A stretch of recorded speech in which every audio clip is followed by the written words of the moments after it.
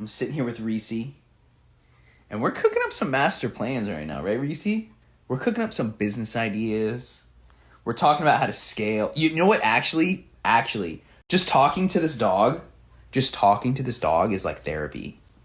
I'm just like talking to her about my feelings. I'm talking to her about my goals. I'm talking to her about like what I value most and what's the most important things in my life. And it's nice that she can just listen without responding. Because like your friends give you opinions. Your friends are subjective. Your friends have biases. Your family have biases, right? This dog doesn't have a bias. This dog is just listening. So we're cooking up a master plan. How we're gonna take over the world. Also, I don't share a lot of information like this, and I might regret posting this, but I just had the biggest 2 weeks of my life coaching career. And I don't know how it happened, honestly. Just like living in the moment, you know?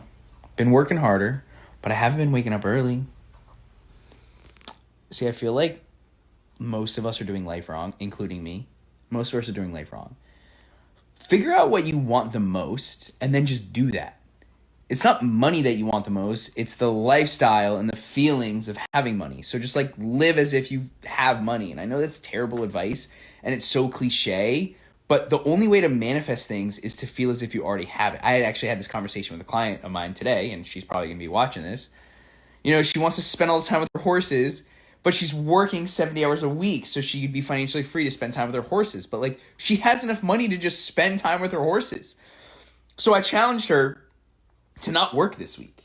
I was like, do not work this week and just spend time with your horses and just see what happens. Because the law of diminishing returns is when more effort does not equal more money. So sometimes we work so hard and extra hours and putting extra time, effort, attention, and time. Just because I'm a life coach doesn't mean I have everything figured out. I call myself a life coach, but I'm not really a life coach. I'm just good at asking questions and I'm better at listening. And that's how these sessions go. We figure out your values. We figure out your priorities. We talk a lot about time management, physical health, mental health. But at the end of the day, you're the only one that knows what's best for you.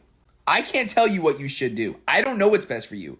Your mom doesn't know what's best for you. Your friends don't know what's best for you. Your mentor doesn't know what's best for you. Only you know what's best for you. And our priorities and values change over time. So I'm a life coach, but I don't know what's best for everybody. No. Listen, I'll help you dial in your time management skills.